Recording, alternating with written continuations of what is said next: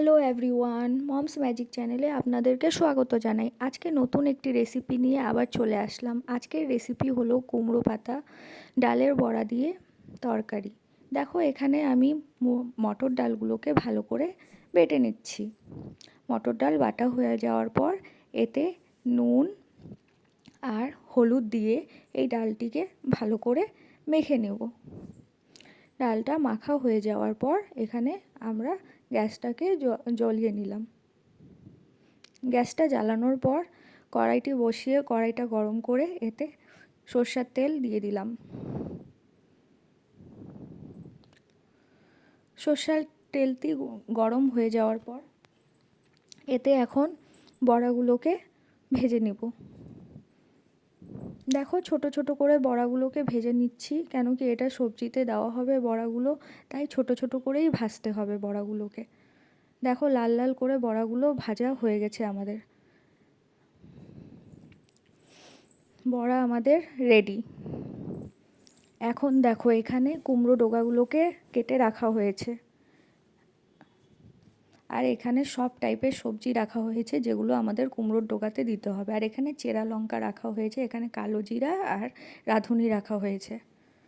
এখন একটি কড়াইয়ে তেল গরম করে তাতে শুকনো লঙ্কা ভেজে নিতে হবে। শুকনো লঙ্কাটি ভাজা হয়ে যাওয়ার পর কালো জিরা আর রাঁধুনি ফোড়ন দিয়ে দিতে হবে। এখন এই সবজিগুলো কেটে রাখা সবজিগুলো দিয়ে দিতে হবে। এখানে ঝিঙে, ডাঁটা, মিষ্টি কুমড়ো, বেগুন সব দেওয়া আছে। এখন দেখো কুমড়ো ডগাগুলো দিয়ে দিলাম।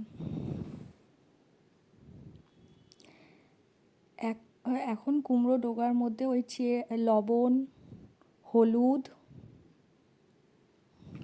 দিয়ে তারপর চেরা লঙ্কাগুলো যে আছে, চেরা লঙ্কাগুলোকেও আমাদের উপর দিয়ে দিতে হবে। দেখো এখন ভালো করে এই মিশ্রণটিকে ভালো করে মিক্স করতে হবে। এখন আমাদেরকে এটিকে ভালো করে সিদ্ধ করতে হবে। ডগাগুলো সিদ্ধ না করলে তো ভালো লাগবে না, তাই এটাকে 5 থেকে 7 মিনিট ঢাকা দিয়ে রেখে দিব আমরা।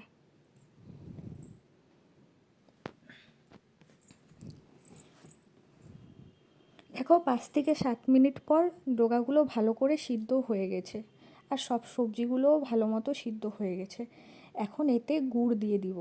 আমরা চিনি খাই না বলে আমরা সব সবজিতে গুড় ইউজ করি, আপনারা চাইলে চিনিও দিতে পারেন। এখন ভেজে রাখা বড়াগুলো দিয়ে দিব।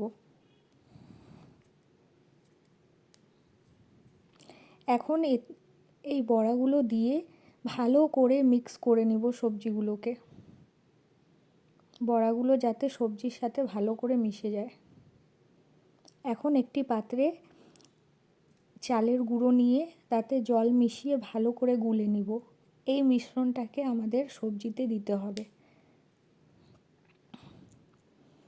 এখন এই চালের গুঁড়োর মিশ্রণটাকে দিয়ে দিব সবজিটাতে। এখন ভালো করে এটাকে ফুটাতে হবে, যতক্ষণ না কাঁচা ভাবটা, চালের গুঁড়োর কাঁচা ভাবটা যাচ্ছে ততক্ষণ অবধি রান্না করলেই রেডি আমাদের কুমড়ো ডগা ডালের বড়া দিয়ে রেডি। যদি এই রেসিপিটি ভালো লেগে থাকে তো আমার চ্যানেলটিকে সাবস্ক্রাইব, লাইক, কমেন্ট, শেয়ার করুন। Thank you.